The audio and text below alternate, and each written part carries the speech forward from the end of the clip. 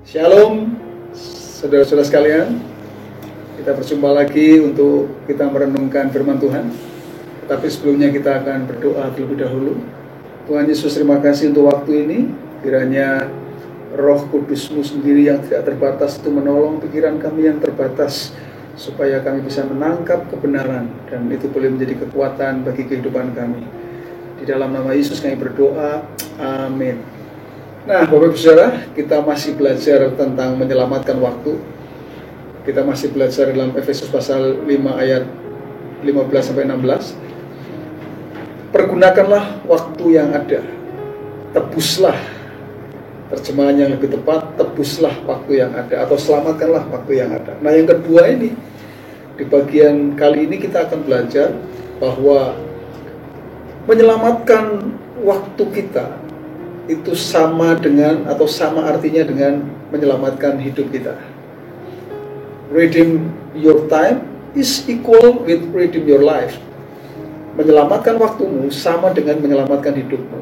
Nah, firman Tuhan berkata, pergunakanlah waktu yang ada, tebuslah waktu yang ada. Walaupun Paulus mengatakan tebuslah waktu, tetapi sebetulnya tujuan Paulus adalah kehidupan.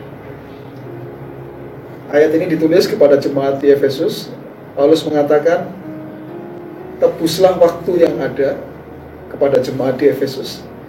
Tetapi sesungguhnya Paulus ingin mengatakan supaya waktu-waktu yang ditebus itu tujuannya adalah supaya menyelamatkan waktu-waktu orang Efesus di dalam kehidupan mereka, khususnya di hari-hari yang jahat waktu itu.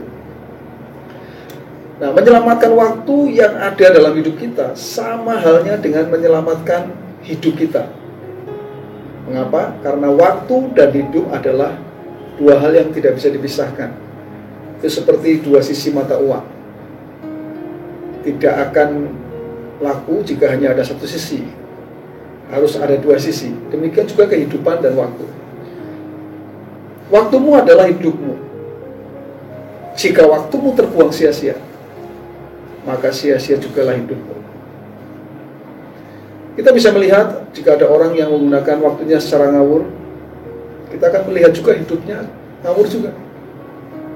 Dan saya percaya tidak ada seorang pun di antara kita yang ingin hidupnya sia-sia, ingin hidupnya ngawur atau sembrono, bahkan hidup yang tidak memuliakan Tuhan. Itu sebabnya kita harus menyelamatkan waktu yang ada, waktu yang kita miliki.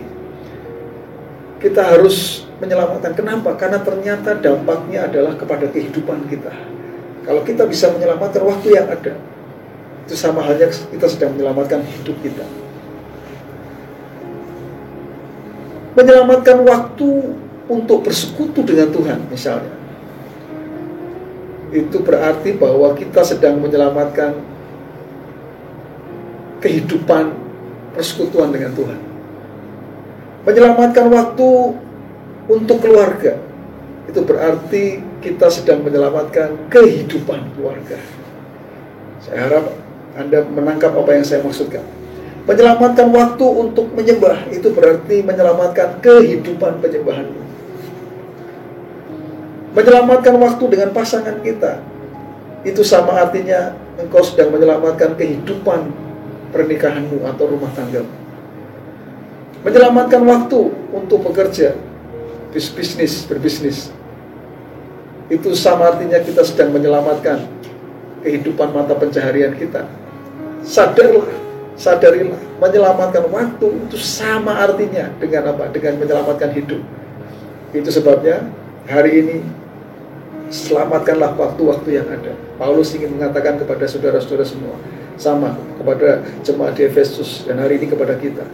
Selamatkanlah waktu yang ada, tebuslah waktu-waktu yang ada ini, supaya betul-betul waktu-waktu yang ada ini kita bisa gunakan untuk memuliakan Tuhan.